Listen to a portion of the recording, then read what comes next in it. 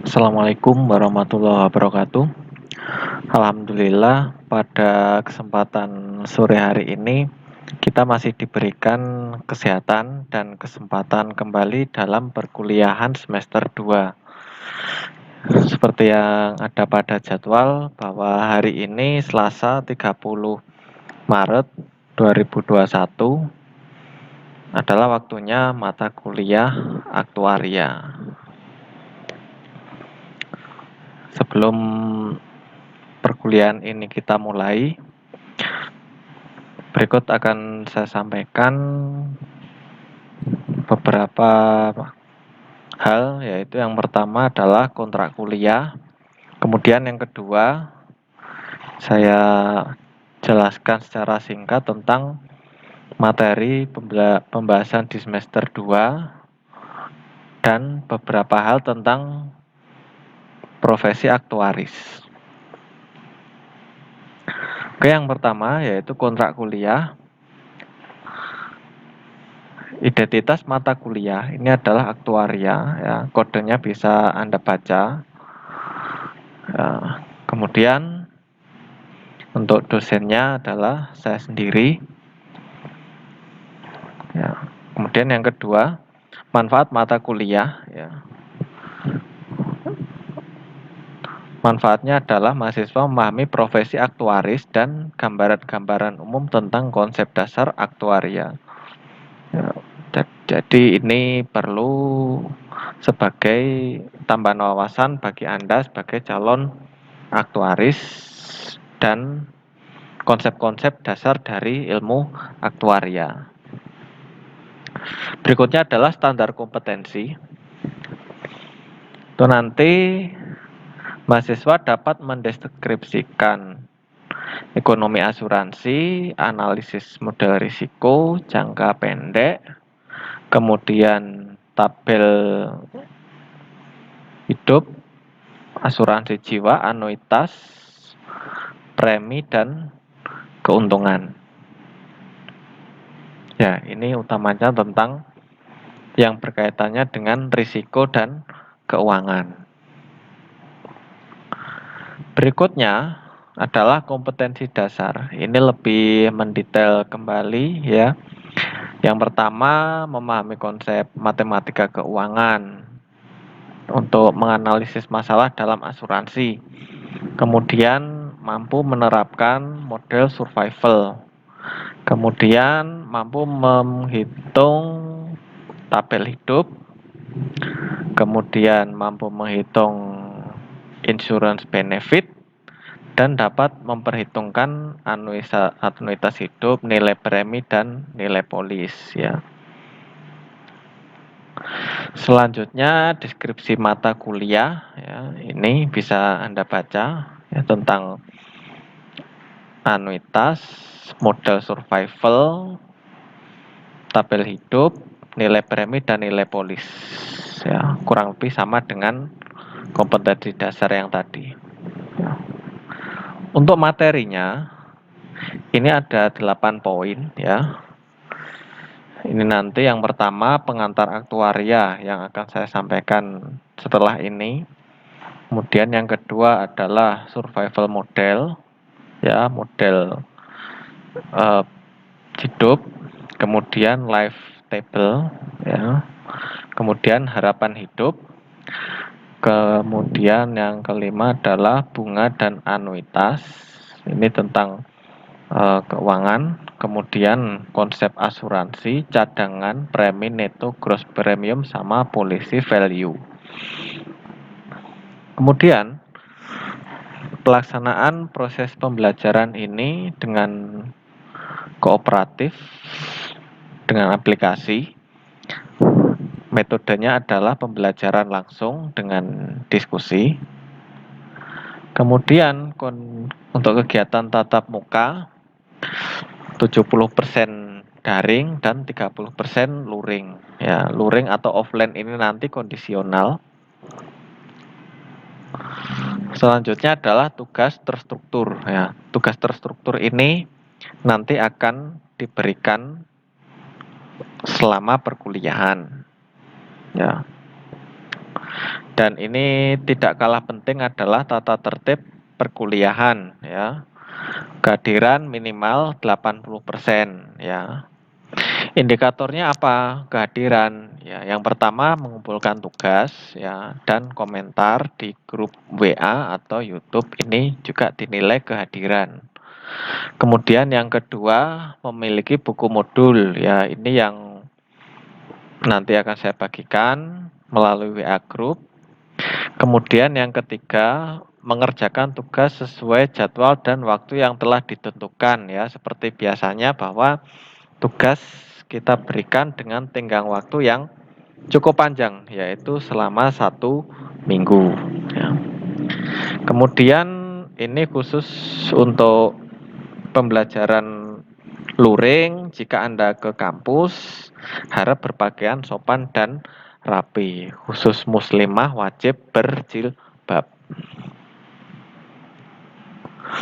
Yang berikutnya adalah penilaian. Ya. Jenis penilaiannya yaitu tugas. Ini nilainya 30%, UTS 20%, UAS 30%, aktivitas dan partisipasi. Ya, maaf ini keliru ngetik ya. Partisipasi adalah 20% ya. Jadi untuk tugasnya tolong dikerjakan sungguh-sungguh karena ini dapat menolong nilai Anda yang lain ya, dapat membantu nilai-nilai yang lain, jadi nilai Anda bisa baik ya. Kurang lebih penghitungannya nilai akhir seperti ini. Kemudian bobot penilaian ini adalah nilai yang tertinggi dengan skor skala 100 itu adalah lebih dari 85, itu Anda sudah dapat A. Kemudian antara 80 sampai 84 itu adalah amin. Kemudian 75 sampai 79 itu B+, 70 sampai 74 itu B-. Kemudian bawahnya ada C+, C sama D. Insya Allah di sini nggak ada ya yang C+, C, D. Insya Allah kalian semua bisa mengerjakan tugas dengan baik. Ya, saya sudah yakin seperti itu. Kemudian referensinya adalah ini. Selain dari modul yang saya berikan, bisa juga Anda download di Google banyak, atau di Google Scholar, atau di referensi-referensi yang lain itu ada. Silakan cari referensinya di sini. Kemudian rencana kegiatan perkuliahan itu nanti kurang lebih ada 12 pertemuan, sudah termasuk UTS sama UAS ya. Ini yang pertama konsep dasar ilmu aktuaria, kemudian survival model, kemudian life table, kemudian insurance benefit, setelah itu UTS, setelah UTS kita lanjutkan ke anuitas, kemudian penghitungan premi, penghitungan profit, dan menerapkan policy value ya. Oke, ini untuk kontrak kuliahnya saya harapkan bisa diikuti dengan baik. Oke. Selanjutnya ini saya sampaikan untuk kuliah kita yang pertama, yaitu mata kuliah aktuaria. Ya, kontrak kuliahnya tadi sudah kita bahas. Kemudian untuk materi pembahasan semester 2 juga sudah saya sebutkan tadi ya, intinya seperti ini. Bisa Anda cari referensi lain melalui Google selain dari buku modul yang saya bagikan. Oke. Berikut ini saya sampaikan tentang Apa itu profesi aktuaris, apa itu aktuaria. Aktuaris itu disebut juga dengan financial engineer ya, atau orang matematika yang khusus untuk bidang masalah finansial ya, atau bahasa gampangannya adalah matematika keuangan ya. Dan orang-orang yang berkompeten di bidang aktuaris itu selain mempelajari tentang matematika, dia juga mempelajari tentang statistika, ekonomi, kemudian analisis finansial, dan peramalan-peramalan. Kemudian aktuaris ini fungsinya apa ya? Fungsinya membantu perusahaan dalam mengevaluasi dampak long term finansial ya. Apa itu long term finansial? Long term finansial itu adalah finansial yang berkelanjutan nanti, atau kondisi finansial di masa yang mendatang ya, dan mengelola risiko yang mungkin terjadi ya. Dalam mengelola keuangan banyak risiko yang akan terjadi, termasuk resiko rugi atau resiko dari bencana atau resiko dari jiwa dan lain sebagainya. Selanjutnya, aktuaris ini juga berfungsi untuk membantu orang membuat perencanaan jangka panjang yang lebih baik dengan memberikan solusi untuk mengontrol atau mengurangi risiko finansial yang berkaitan dengan pensiun, kesehatan, investasi, kematian dini, atau hidup terlalu lama. Ya, jadi selain untuk skala makro atau skala industri, ya, kalau industri jelas itu industri wajib mempekerjakan satu atau seorang aktuaris untuk keberlangsungan hidup sebuah industri. Tapi juga aktuaris itu bisa secara mikro membantu orang secara personal dalam membuat perencanaan jangka panjang ya, yang contoh yang paling gampang yang orang tuanya itu pegawai negeri atau pegawai swasta itu biasanya ada berkaitan dengan dana pensiun, kesehatan ya. Tuh. Oke, next. Profesi aktuaria atau aktuaris ya. Ini merupakan profesi yang profesional ya, karena untuk kualifikasi aktuaris ya, FSAI ini adalah Fellow Society Actuarial Indonesia ya, of Indonesia, harus sudah melengkapi program pendidikan. Itu nanti ada ujian profesi aktuaria yang diakui oleh Persatuan Aktuaris Indonesia ya. Sekarang ujian profesi juga berlaku untuk profesi-profesi yang lain, baik itu untuk prodi lain, misalkan Kesos itu juga ada profesi untuk pekerja sosial. Kemudian untuk perawat itu juga ada profesi untuk nurse. Kemudian lingkungan juga ada dari Pepsili ya. Itu untuk Anda selain juga memperoleh ijazah juga memperoleh sertifikat profesi ya, dan melalui ujian. Ujiannya nanti insya Allah dilakukan sebelum Anda lulus dari umat. Oke, saya lanjutkan. Aktuaris harus mematuhi standar profesi, mempunyai integritas yang tinggi serta jujur di dalam memberikan saran ya. Ya, seorang aktuaris itu harus objektif, harus sesuai dengan apa yang didapatkan, sesuai dengan apa yang diperhitungkan ya, tidak boleh mengada-ngada dan tidak boleh uh, bohong ya, harus memenuhi standar profesi yang ada. Kemudian Fellow diwajibkan atau yang gelarnya FSAI, Fellow Society Actuaries of Indonesia, diwajibkan untuk mengikuti pengembangan profesional berkelanjutan setiap tahun ya. Misalkan berpartisipasi di dalam seminar profesional untuk memastikan pengetahuan profesional mereka up to date, ya.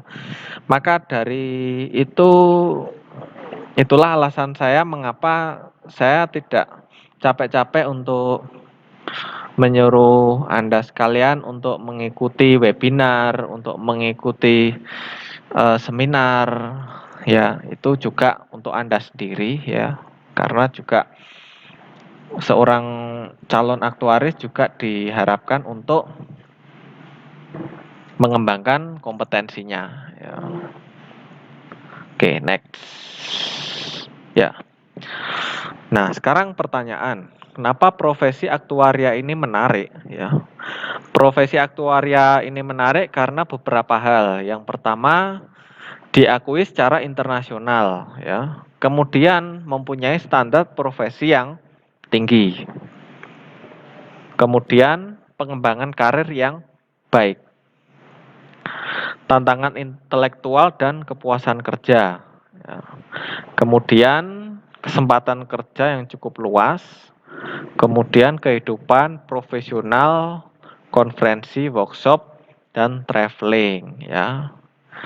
Dan bonusnya adalah penghasilan di atas rata-rata untuk profesi aktuaris, ya. Ini adalah profesi terhormat, ya, membantu orang dalam menganalisis risiko, ya. Ini adalah profesi terhormat dan potensi pengembangan karir yang tinggi di dunia keuangan, ya. Gambarannya di mana aktuaris itu bekerja, ya. Yang pertama yang jelas di institusi keuangan, ya. Institusi keuangan itu bisa di bank dan investasi, misalkan di BI, di bank-bank yang lain yang skalanya itu besar. Kemudian yang kedua di pemerintahan, yaitu di departemen keuangan, di lembaga keuangan yang lain, yaitu. Kemudian yang ketiga adalah di perusahaan asuransi, misalkan Taspen, itu yang perusahaan asuransi yang resmi dari pemerintah. Kemudian perusahaan reasuransi, itu yang perusahaan asuransi yang untuk menilai perusahaan asuransi yang lain. Nah, selanjutnya adalah perusahaan konsultan. Oke. Lingkup pekerjaannya ini ya ini yang pertama adalah konsultan aktuaria, ya. Seperti notaris, seperti akuntan publik, ya semacam itulah. Tugasnya apa? Menyarankan perusahaan asuransi pada semua aspek bisnis seperti pelaporan keuangan, laporan operasional, penghitungan cadangan, pengembangan produk, tarif, premi. Kemudian meneliti potensi pasar dan opportunity untuk pengembangan lebih lanjut. Dan selanjutnya, melakukan evaluasi terhadap perusahaan yang merencanakan untuk merger dan akuisisi. Ya, ini sekelumit dari contoh konsultan ruang lingkup pekerjaan konsultan aktuaria. Ya. Dan selanjutnya adalah reasuransi, ya. Perusahaan reasuransi itu apa tugasnya? Ya berbagi dan membantu mengelola risiko dengan perusahaan-perusahaan asuransi yang lain. Jadi sesama perusahaan asuransi juga saling mengevaluasi, saling berbagi, membantu dalam mengelola risiko. Ya, ini juga membekukan nilai tambah layanan desain produk, underwriting, manajemen klaim, pengaturan keuangan lainnya untuk perusahaan asuransi. Ya, ini juga ada asuransi jiwa, ada juga asuransi umum, asuransi jiwa, misalkan BPJS, ya, atau misalkan asuransi-asuransi yang lain. Ya, kemudian asuransi umum itu misalkan Jasara Harja, itu yang contoh yang resmi dari pemerintah. Dan berapa banyak asuransi di Indonesia? Ya, ini asuransi di Indonesia masih sedikit, ya, belum banyak. Kemudian jenjang karirnya ya kurang lebih seperti ini, ya. Mulai asisten, kemudian analis, associate, kemudian manager sampai senior actuary. Oke, lanjut. Ya, ini beberapa pilihan karir yang menarik untuk aktuaris yang berpengalaman ya. Ini pimpinan dari financial officer, kemudian produk actuary, risk management actuary ya, dan juga manager. Ya. Kemudian ini sekedar gambaran berapa penghasilan dari aktuaris ya. Kalau di Amerika itu kurang lebih penghasilannya 150.000 US dollar sampai 250.000 US dollar atau 1,5 M sampai dengan 2,5 M per tahun ya. Ya itu. Kalau di Indonesia itu yang sudah fellow atau atasnya associate itu memiliki penghasilan rata-rata 300 sampai 600 juta per tahun. Untuk yang baru lulus itu kurang lebih gaji aktuaris adalah 48 sampai 120. Ya, itu tergantung perusahaan dan posisi ya. Untuk ujian itu nanti bisa dibiayai oleh perusahaan ya. Selain itu ada bonus tahunan yang lain.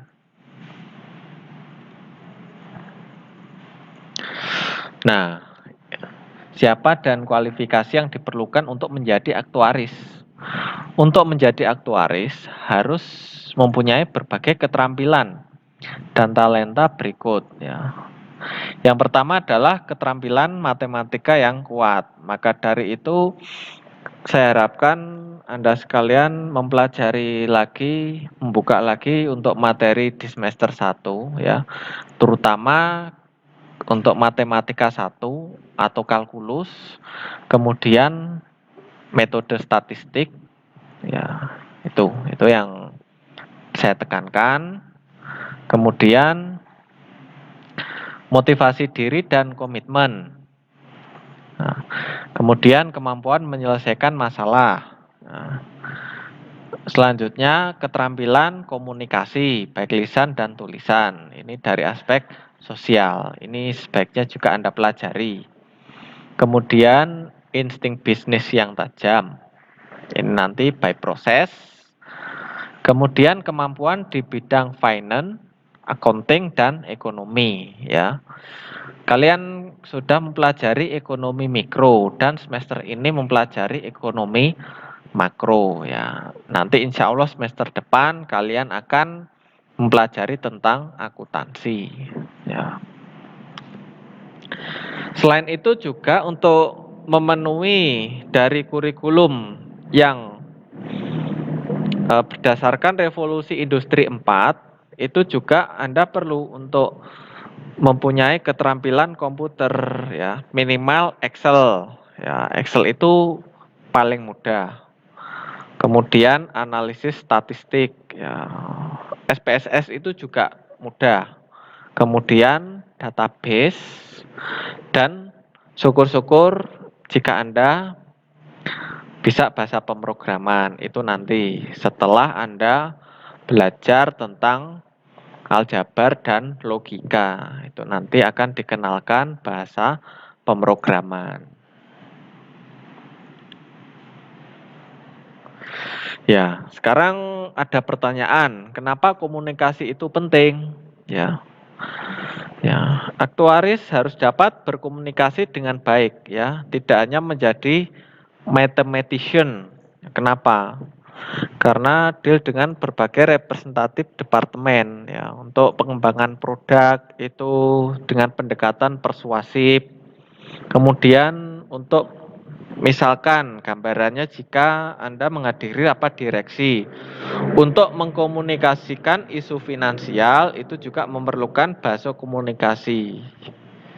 Ya, selain Anda punya bukti berupa data. Maka dari itu panduan utama yang kita butuhkan saat ini adalah data. Ya. Nah, kemudian, kenapa kok penting? Juga untuk bisa merekomendasikan kepada senior manajemen, ya, dan juga kepada perusahaan customer, ya. Jadi untuk ini pendekatan persuasif itu diperlukan. Juga Anda harus memiliki integritas yang tinggi, ya. Jadi Anda dipercaya oleh perusahaan, oleh perorangan untuk mengelola risikonya. Ya. Kemudian ini ada Persatuan Aktuaris Indonesia. Ini adalah asosiasi dari aktuaris yang ada di Indonesia, ya, yang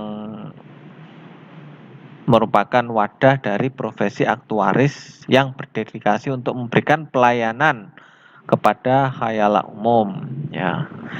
PAI ini didirikan pada tanggal 19 Oktober 1964 dengan 25 anggota, ya. Kemudian industri asuransi dan dana pensiun mengharuskan sertifikasi oleh FSAI sehingga mendorong pertumbuhan profesi aktuaria dan pengakuan atas FSAI, ya. Oke. Nah, selanjutnya adalah ujian profesi aktuaris, ya. Yang pertama adalah di tingkat associate. Ini tingkat awal dari profesi aktuaris. Yang pertama adalah matematika keuangan. Yang kedua adalah probabilitas dan statistik. Itu nanti Anda pelajari di teori peluang. Kemudian ekonomi. Ekonomi itu baik ekonomi mikro maupun makro. Selanjutnya adalah akuntansi. Ya. Berikutnya metode statistik. Kemudian matematika aktuaria yang kita pelajari saat ini. Kemudian teori risiko atau manajemen risiko dan pendidikan profesionalisme, ya, itu untuk tingkat associate. Kemudian yang satu tingkat di atasnya atau tingkat fellow, ya, adalah aset manajemen dan investasi. Kemudian yang kedua manajemen aktuaria, ya. Kemudian aspek aktuaria dalam asuransi jiwa. Kemudian aspek aktuaria dalam asuransi dana pensiun.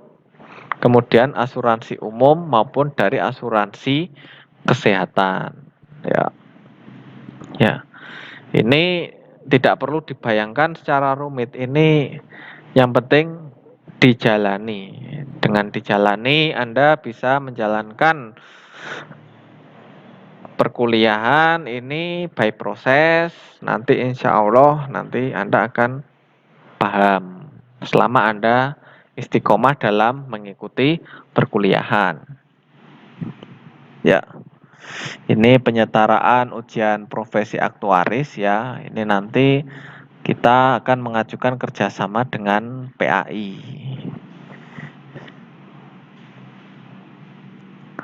Ya, ini juga mata kuliah kita ini juga mengacu pada Persatuan Aktuaris Indonesia. Ya, ini sebagai mata kuliah wajib yang harus Anda ikuti. Oke. Sementara itu dulu perkuliahan dari saya. Nanti jika ada pertanyaan bisa langsung japri atau kirim WA di grup. Sementara ini tidak ada tugas dari saya. Nanti silakan dipelajari modul-modul yang saya kirimkan. Sementara dipelajari dulu bertahap. Nanti jika ada pertanyaan silakan tanya ke saya.